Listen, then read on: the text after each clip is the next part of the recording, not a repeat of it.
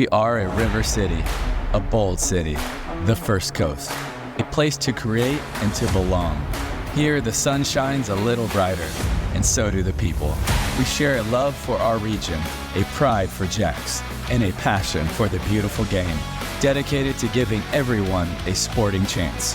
Together, we will elevate soccer and sport in our community by lifting every voice. We are Sporting Club Jacksonville. We are Sporting JAX.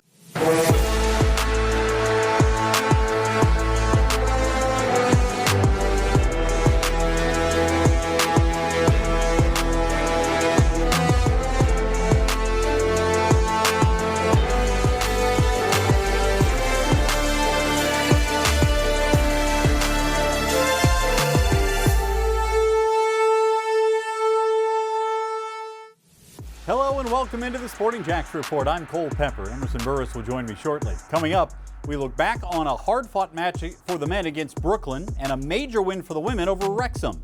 We meet former U.S. men's national team player Ventura Alvarado as he gets set to make his Sporting JAX debut. We also hear about how the Sporting JAX Foundation is taking lessons from big clubs in the UK and bringing them home to Jacksonville. But let's start with the men's team, who are showing signs for turning the season around. It was a tough start to the inaugural season in the USL Championship, but when the team finally broke through with the first victory last Wednesday, we could see the signs of improvement are coming. Then on Saturday, the men hosted Brooklyn FC, a team they felt they should have beaten in a lightning-shortened game in May. Now the rematch. To Hodges Stadium we go, and unlike in the first game when Sporting JAX fell behind 2-0, the home side struck early. Less than 3 minutes in, Tyshawn Rose sets up Emil Jääskeläinen, his 5th goal of the season. 1-0 Sporting JAX. Jääskeläinen with the Ronaldo celebration. Take another look. Great finish here by Jääskeläinen, and it puts Jacksonville on the front foot. Still in the opening 10 minutes, Sporting JAX on the move again. Edgardo Rito's been on a tear lately. He crosses this one into Ahmad El-Kak, who puts it away. It is 2-0 Sporting JAX. El-Kak's 2nd league goal and his 4th across all competitions. It's 2-0 Sporting JAX, and for Rito, 3 assists in 10 appearances. But Brooklyn would come back just before the hour mark. The veteran Tommy McNamara sets up JC Obregon from head-to-head, and it is 2-1 Sporting JAX. Then the pivotal moment in the match. Take a look at this one. See if you would call this as a foul in the box. Ryan Edwards is called for it. He doesn't think so. I think he's got a case to make. It is a penalty kick, though, as you take another look. Tommy McNamara, the veteran, puts it on the spot. And for Brooklyn, he delivers. 2-2, that's the way it ends. Same score as the last meeting between these two first-year squads. Yeah, it was a brilliant start. We started great. Could have had 2, 3 or 4 goals in the first 20 minutes, and then the heat, everything got to us a little bit, and then they came a little bit. Obviously, they're a good team, so we knew that was going to happen. Then got into half-time, 2-0 up, pretty happy with what we did, and, unfortunately, we dropped off second half, and they punished us for that. I said this from day one, that this is always going to be a really tough first year. We've now 3 unbeaten. We went to Loudon and we got a late point. We had a really good performance and result against Pittsburgh, and for large parts tonight we were good. We just had a spell where we just got a wee bit sloppy and a wee bit loose, so we're fully aware there's still loads of things we need to work on. The new guys coming into the group are going to make us stronger moving forward. There'll hopefully be another couple of additions as well, so lots to be positive, lots to be looking forward with positivity. We'll have a game plan going into we've got two away games now. Away games are always difficult, different circumstances that you find yourselves in, different atmospheres to go and play in. So we look forward to the games, though. I think given the back of the 3 unbeaten now, we can look forward to the games with some positivity and try and keep this momentum going. All right, let's take a look at the Eastern Conference standings. And yes, Sporting JAX still on the bottom of the table, but starting to close a gap here. Notice that the 8th place team, Rhode Island, would be the last team in the playoffs if the season ended today. It doesn't until October, by the way, so still a lot of time. Sporting JAX has another 13 matches this season, but if they can start picking off some of these teams ahead of them, like Loudon, like Brooklyn, like Birmingham, they can get in a position to make a charge and still maybe make the playoffs if they continue to play as well as they did, maybe even improve on it from Saturday night. In the Western Conference, top of the table, Orange County playing very well right now with San Antonio 3 points back. New Mexico United also on a roll. They are just 4 points back. Again, top 8 will make it. Sporting JAX will see El Paso Locomotive, and they will see Sacramento Republic over the next 2 weekends. So let's take a look at what the upcoming schedule looks like. El Paso, Saturday matchup, then August the 1st at Sacramento. The boys will be back home August the 15th for the next home match as they take on Indy 11. All right, in the match against Brooklyn, Sporting JAX debuted a new front of kit sponsor. Unisport will appear on the shirt for the rest of the season, then we'll move to the back of the kit in 2027. Unisport bought We Got Soccer in April, including the retail store in Jacksonville, to grow one of the largest soccer e-retailers in the world. Now to the women's team, who have returned from a trip to the UK where they played a preseason friendly against both Newcastle United and Wrexham. The Wrexham match provided a stern test as Wrexham prepared for the Women's European Champions League matchup. To Wrexham we go, and the women looking very good in this one. Quite a showcase. 9th minute, off a corner kick.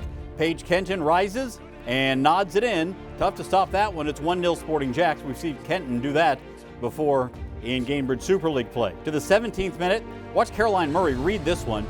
Intercepts the pass, then drives down the left side, has all kinds of space. She picks out Bailey DeSmit, who's got some room, and you are not going to stop Bailey DeSmit from there. She drills it to make it a 2-0 Sporting JAX lead. The ladies looking good in Wales. The two forwards scoring in the opening minutes at Wrexham. Less than 3 minutes after that, another corner. Sophia Bowman sends it up. Georgia Brown heads it down, and newcomer Ginger Fontenot sends it in. 3-0 Sporting JAX in the first 20 minutes. Ladies are flying. Second half now. Coco Thistle's shot, deflected by the Wrexham keeper, but it's alive on the doorstep. And look at Andrea Fernandez battle for it. Scores from the seat of her pants. 4-0 Sporting JAX. Then 76th minute, more from the visitors. AJ Hennessy steps to it here. Across to Presley Kaysen. It's saved, but again, Fernandez is there and scores her second with a deft little touch. Sporting JAX wins at 5-0. Some good work overseas. Now they're back home with more to do as they prepare for the season opener next month. 2 games, so 2 different types of games. Got the opportunity to see the team play again 2 times. Presented different problems for us to have to work through.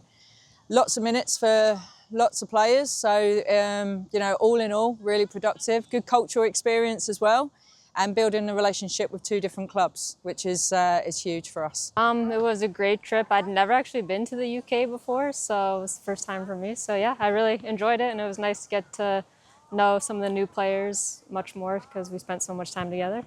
Yeah, it was fun. I mean, I think it's a good way for the group to bond as well. Obviously, being stuck with each other for that amount of time on the plane as well. So I think we've got closer as a group, and we've had 2 good games that we can learn a lot from, and a good way to start our pre-season off.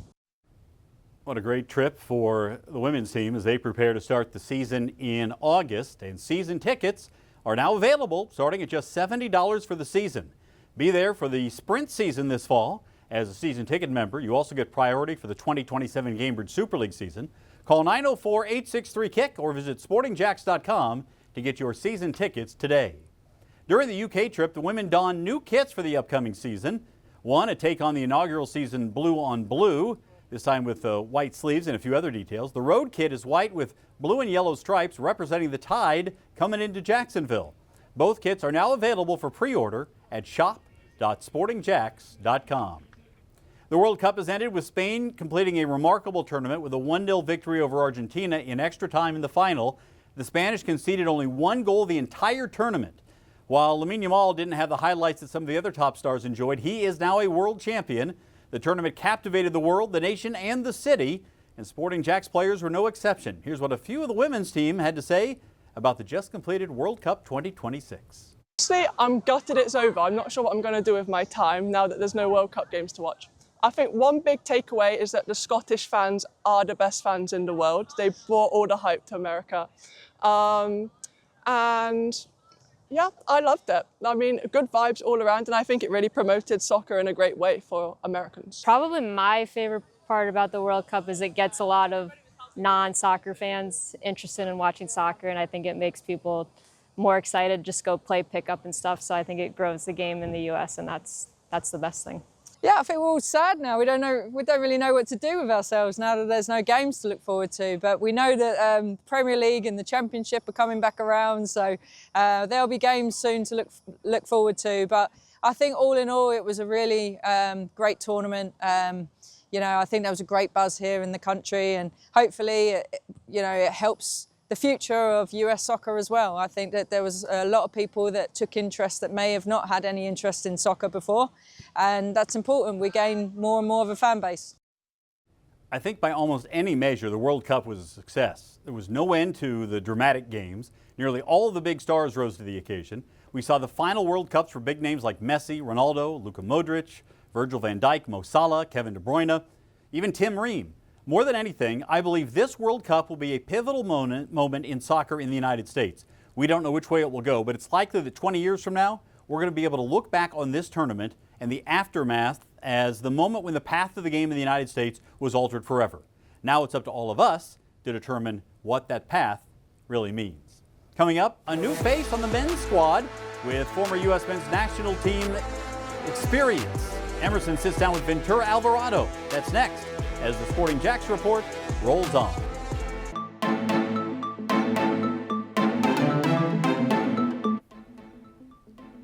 Every game in the USL Championship is streamed on ESPN Plus or CBS Golazo, unless it's nationally broadcast on CBS, CBS Sports, and ESPN2. All home men's games can be seen broadcast in Jacksonville on Channel 4 or CW17. Time now for our Ascension St. Vincent's Player Spotlight. And this week, Emerson, you're getting to know another veteran defender who has joined the squad, Ventura Alvarado. Yeah, the men's team has added quite a lot of experience in the last month or so, signing Ventura Alvarado, the defender. Former U.S. men's national team player, has won league titles in Mexico and played on some of the biggest stages in North America. And now he's bringing that veteran leadership and experience to Jacksonville. I sat down with Alvarado to learn more about his journey. Then I left to Mexico around 12 when I was 12 years old. Leaving home at just 12 years old wasn't easy, but it was the first step toward a professional career. Alvarado spent years developing in Club America's academy before working his way to the first team, where he won multiple Liga MX and CONCACAF Champions League titles. My parents they didn't want to let me go because I was too young, and going to Mexico City is kind of a big city. I was nervous. It went well. After 2 weeks, I stayed on the team and the academies, and I did my entire process there. His rise at Club America eventually earned him the opportunity to represent the United States on the international stage, including the 2015 CONCACAF Gold Cup. Oh, I think it was the best. My parents were super happy. I was like first day, my brothers, my entire family. Yeah, I wish I would have kept going, but you know how things just happen. But it was super fun. I loved it. I still have my jerseys. I'm super proud of that. Now, after playing in both Liga MX and Major League Soccer, Alvarado is beginning a new chapter with Sporting JAX. They asked me about, Florida and if I would have coming over here. I checked it all out. I know Harvey from Miami too. And yeah, I just looked up. I came over here. I've been happy right now. The veteran center back also hopes his experience can help Sporting JAX young players as the club continues to grow. We love it, and that's one of the main things, just coming in early, having fun being here, talking to your teammates, talking to whoever, being on the field. I know I'm obviously one of the older guys, and I know I'm going to miss it when I'm not on the field, so that's one of the main things that they got to just enjoy it first, and things start coming out better. Alvarado is expected to bring experience and leadership to Sporting JAX as the club continues its inaugural USL Championship season. He's expected to make a real impact once he gets on the pitch. When you have that kind of pedigree coming into a USL Championship side, there's going to be a lot of expectations, but we're looking forward to seeing him deliver on it. Emerson, thanks so much. Here's a great way for busy families to catch Sporting JAX matches, the flexible voucher pack. Use up to 6 vouchers per game when it best fits your schedule. To purchase your vouchers, call 904-863-KICK or visit sportingjax.com for more. Coming up, another Sporting JAX Academy team representing the club at Nationals. What the boys took away from that experience. That's next, here on the Sporting JAX Report.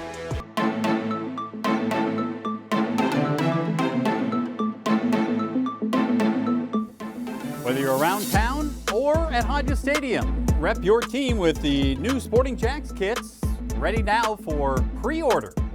Go to shop.sportingjax.com to get your newest Sporting JAX kits. Time now for the VyStar Youth Soccer Spotlight. Emerson, this week we're taking a close look at one of the Academy teams that had a great season this year. Well, the Academy teams are just flying this year, and Sporting JAX ECNL RL 2010 boys wrapped up a memorable season with a trip to the National Cup Finals in Denver. After earning the top spot in the Southeast region, the team capped off its year by competing against some of the nation's best clubs. Led by coaches Levo Guler and John McClellan, the group built its success on more than just talent alone. Throughout the season, the boys developed a reputation for their resilience, work ethic, and willingness to battle through adversity. That mentality carried into national tournament, where they remained competitive in every group stage match, despite dealing with injuries and a short-handed roster. For their first time at such an event, you know, you go up there to Denver and it's the Dick's Sporting Good Arena is right in your backyard. You've got all the fields going, and the football, soccer was of a real high calibre. And our boys, you know, fought tooth and nail, and we were very competitive in all of the 3 group games. And with a little bit of luck, or maybe a little bit more squad depth, I really think we could have went on and done something very, very special. But nothing taken away from the boys. They were absolutely amazing. I couldn't ask for anything more from the parents, who were unbelievable supporters at the side of the park. They were vocal, but they were positive, they were energetic, and they supported the boys and what we were trying to achieve. And the boys really fed off that, as well as, you know, reacting to the coaching. But again, it's a player's game, and what we want from our players is have them equipped with the tools to make the decisions and have the ability to perform at these levels, even when they're playing against very, very strong competition. One of the challenges is don't take a step back, be positive, be confident, and have a pop and have a go at them. And the boys done that in all 3 games. And, you know, we left Denver always wishing you could have done more, wishing you could have achieved more, because I don't think you can settle on it's good enough to get there once you're there. The objective I have for all our players in the club, has for all our young ladies and our young men, is that, you know, recognise that you're good enough to be here. So it's always difficult in your first trip there, because, you know, there's a lot of elements going on. But I think, you know, coming away from it, again, would like to have achieved a little bit more in regards to advancing. But the lessons learned are invaluable, not just for soccer, but for life. McClellan says the experience gave the players confidence that they can compete on the national stage, and lessons they'll carry with them both on and off the field. More success and more growth from the Academy, which is exactly what we want to see. Emerson, thanks so much. For more on Sporting JAX in the world of soccer, join me every Tuesday night at 6 on 1010XL, where I'm joined by head coach Stacey Balaam, head coach Liam Fox, Sporting JAX players. It's the Sporting JAX Coaches Show, presented by Honda of the Avenues. You can listen on air at 1010 a.m., online or on demand at 1010XL.com. And for behind-the-scenes conversations about Sporting JAX, join Emerson, Tony Allegretti, and me on the Sporting Pod. You can subscribe wherever you find your favorite podcasts. A new episode drops each week. Still to come, the trip to the UK also provided a chance to learn about more ways for Sporting JAX to positively impact the community. We'll hear from Tony Allegretti as the Sporting JAX Report rolls on.